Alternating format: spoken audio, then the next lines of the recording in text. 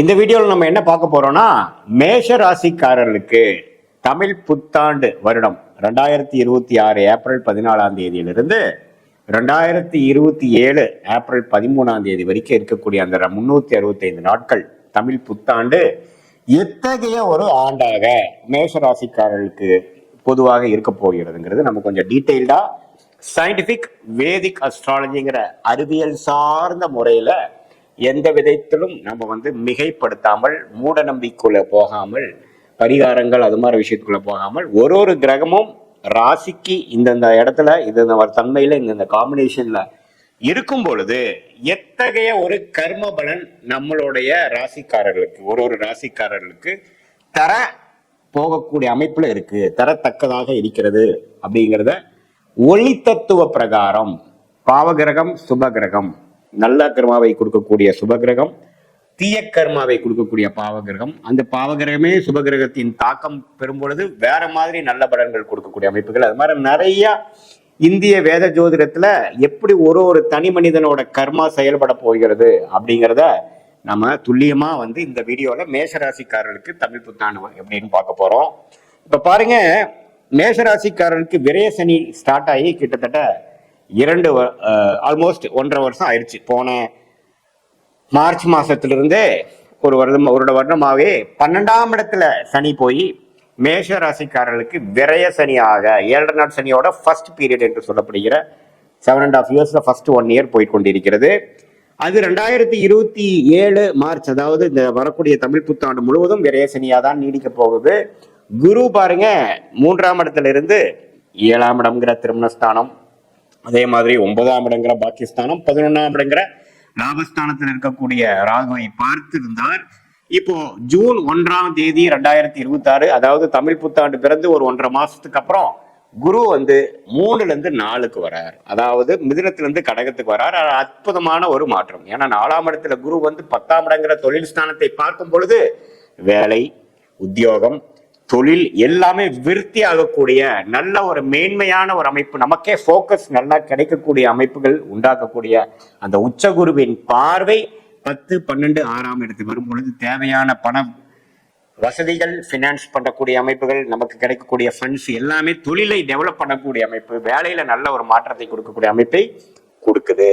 So அந்த ஒரு June மாதம் மாறக்கூடிய அமைப்பு மேஷராசிக்கு அற்புதமா இருக்கு. அதே சமயத்துல வேற ஏதோ ஆண்டு கிரகம் மாறுதான்னு கேட்டீங்கன்னா சனி மாறல, குரு ஜூன் 1ஆம் தேதி மாறுறார். அதுக்கப்புறம் ராகு கேதுகள் டிசம்பர் 6ஆம் தேதி 2026 புத்தாண்டு பிறந்து ஒரு 7-8 மாசம் கழித்ததுக்கு அப்புறம் இந்த ஆங்கில ஆண்டின் கடைசி மாதம் ஆகிய டிசம்பர் 6ஆம் தேதி 5ஆம் இடத்துல இருக்கக்கூடிய கேது 4ஆம் இடத்துக்கும் 11ஆம் இடத்துல இருக்கக்கூடிய ராகு 10ஆம் இடத்துக்கும் மாறுகிறார். ஸோ இந்த நடுவால June, July, August, September, October, November இந்த 6 மாதங்கள் பார்த்தீங்கன்னா ராகு கேதுகள் பிரச்சனை இல்லாமல், ராகு கேதுகள் 11/5க்கு சம்பந்தப்பட்டு 10ஆம் வீட்டை பார்க்கக்கூடிய குரு அற்புதமான ஒரு மேன்மையை ஜூன் மாதத்திலிருந்து நவம்பர் மாதம் வரைக்கும் நல்ல ப்ரோக்ரஸ், அருமையான ஒரு ஸ்ட்ரெச் மேசராசிக்காரர்களுக்கு வியாபாரம், தொழில், இன்வெஸ்ட்மெண்ட், வேலை அது மாதிரி விஷயத்தில் இருக்கக்கூடியவங்களுக்கு நல்ல ஒரு கோல்டன் டைம் என்று சொல்ல வேண்டும்.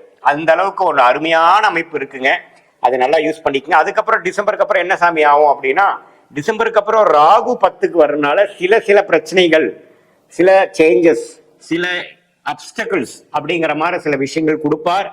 கேதுவும் பாத்தீங்கன்னா குருவோட சேர்ந்து கேலயோகம் ஆகி சில மாற்றங்கள், சில பண விஷயத்துல சில இன்வெஸ்ட்மெண்ட், தொழில் வேலையில சில கிளைகளை போடுவது, கொஞ்சம் அபிவிருத்திக்காக ஃபண்டிங் போடுறது, அது மாதிரி சில டிஸ்டர்பன்ஸும் சில ப்ரோக்ரஸும் கொடுப்பார். பட் ஜூன் டு நவம்பர் அற்புதமான ஒரு டைம், அதை யூஸ் பண்ணிக்கணும். அதுக்கப்புறம் டிசம்பர் டு ஏப்ரல் 13 வரைக்கும் பார்த்தீங்கன்னா ராகு 10லும், கேது 4லும், குருவும் 4லும், சனி 12ஆம் இடத்துல நீடித்திருக்கிறார். இதுதான் ஆண்டு கிரகத்தின் சஞ்சாரமும் அமைப்பும் மேசராசிக்காரருக்கு இருக்கு. இதுல ராசி அதிபதியாக செவ்வாய் பார்த்தீங்கன்னா 12ஆம் இடத்துல இருந்து ஒரு 4ஆம் இடத்து வரைக்கும் இந்த ஒரு வருடம் ஸ்லோவா 1.5 வருஷத்துக்கு ஒரு தடவை, 1.5 மாசத்துக்கு ஒரு தடவை ஒரு ராசி தாண்டிட்டு இருக்காரு. அதுல ஒன்றும் பெரிய பிரச்சனை இல்லை.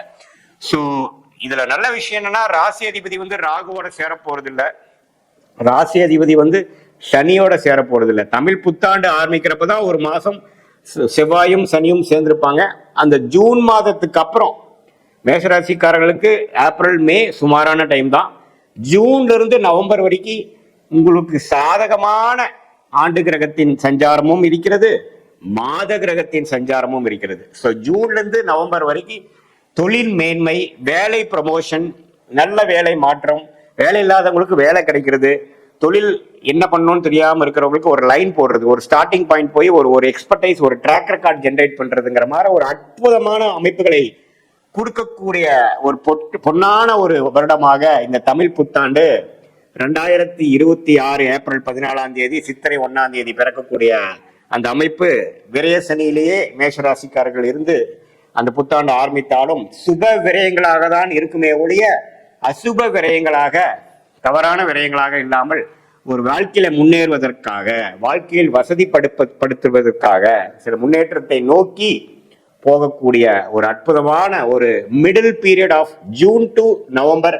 2026ல மேஷராசிக்காரர்கள் நல்லா அவங்களுடைய வாழ்க்கைக்கு வேணுங்கிற தொழில், வேலை, கரியர் ஸ்டார்டிங், ஃபவுண்டேஷன் இது எல்லாமே அமைச்சுக்கிட்டு அது மூலமாக வர வேண்டிய ஆண்டுகளை நல்லாவே வாழ்க்கையில ஜெயிக்கக்கூடிய அமைப்புகள் கண்டிப்பாக உண்டு.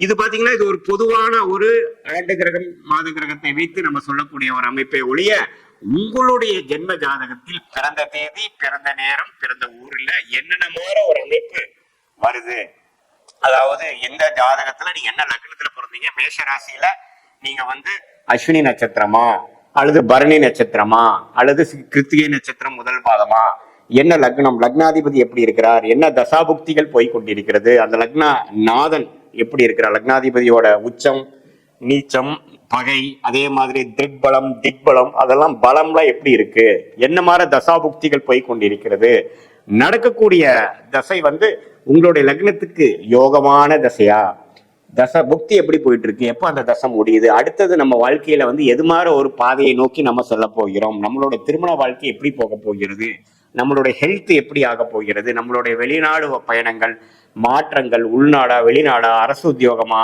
பிரைவேட் செக்டாரா, தொழிலா, எது மாதிரியான துறை நமக்கு கரெக்டா வருது, எந்த கிரகம் நமக்கு யோகமா இருந்து எந்த மாதிரி டொமைன்ல நாம நம்மளோட குழந்தைகளை படிக்க வைத்தா அதுல சிறப்பா அவங்க ஜெயிக்கக்கூடிய அமைப்புகள் இருக்கு, அவங்களுக்கு நம்ம அப்பாவின் தொழில் வரப்போ மாதிரி இருக்கா, அல்லது அவங்க புது லைன் போடுவாங்களா, அவங்களுக்கு வெளிநாடு யோகங்களா, அல்லது உள்நாட்டுல அரசு உத்தியோகமா, அல்லது இதுல அவங்களே ஓனா பிசினஸ் பண்ணக்கூடிய அமைப்பு இருக்கா, எது மாதிரி தன்மைகள் அவங்க ஜாதகத்தில் இருக்குங்கிறது லக்னத்தை பொறுத்துதான் தசாபுக்திகள் பார்க்கணுமே ஒழிய ராசியை வைத்து தசாபுக்திகள் பார்க்காமல், ராசியை வச்சு இந்த கோச்சார் அமைப்பாகிய ராகு கேது பயிற்சி, குரு பயிற்சி, சனி பயிற்சியை பார்த்து இது ரெண்டையுமே நம்ம இப்ப பேசின கோச்சார் அமைப்பையும் தசாபுக்தியில் உங்க ஜாதகத்திலிருந்து வரக்கூடிய தசாபுக்தியிலும் ஒருங்கிணைத்து பார்க்கும் பொழுது துல்லியமான பலன்கள், எப்படி உங்க வாழ்க்கை பாதை அடுத்தது லெவல போகுது அப்படிங்கறத துல்லியமா தெரிந்து அதுக்கு தகுந்த திட்டங்களை கரெக்டா தீட்டி தேவையில்லாத விரயங்கள், தேவையில்லாத சமய விரயங்கள், பண விரயங்களாம் தவிர்த்து வாழ்க்கையில் எளிதில் வெற்றி பெற முடியும்.